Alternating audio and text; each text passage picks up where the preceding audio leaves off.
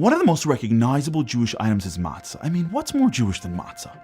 It is so up there with the shofar, menorah, and of course, matzah ball soup. Matzah is the center of the Seder and the symbol of Passover. So why do we eat matzah? Well, a long time ago, when the Jews were leaving Egypt, there wasn't enough time to bake bread. They were so busy rushing that they threw the dough on their backs and it baked into crackers, and we eat matzah because of that. What could that be?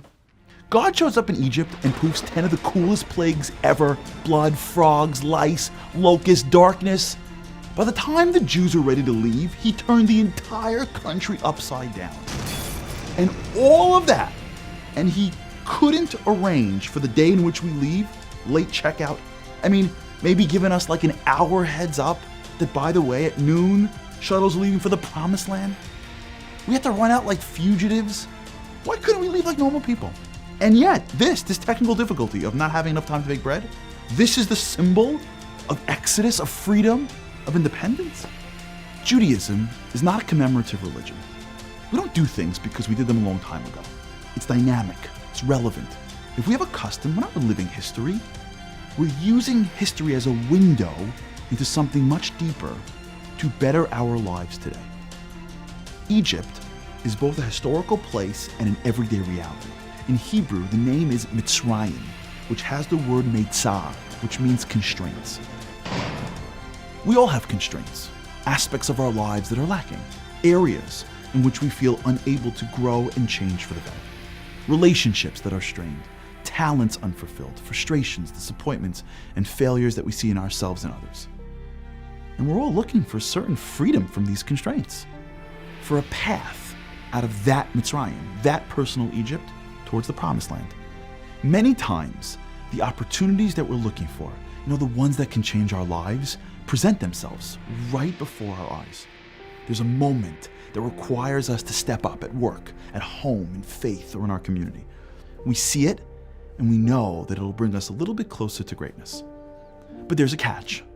These opportunities have one thing in common. They're packaging. Growth moments are almost always wrapped in the same way: in challenge, in difficulty, and in discomfort. Why? Because that's how it works. Greatness is uncomfortable.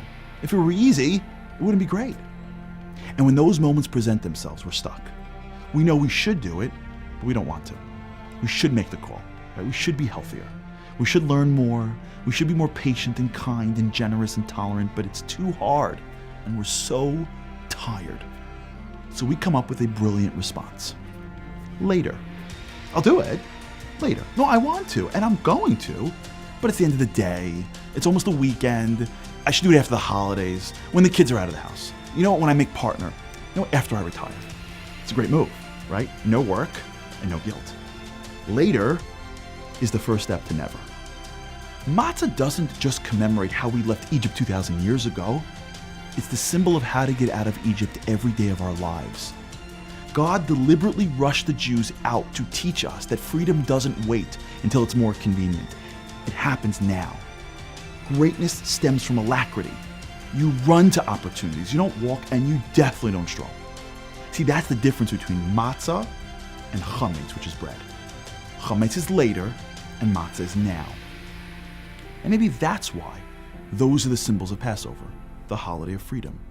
Because they remind us that the difference between a life of meaning or mediocrity, of Egypt or promised land, is really determined by one thing: our reaction to challenge, our willingness to either delay or engage in the opportunity in front of us. Chametz or matzah. Happy Passover.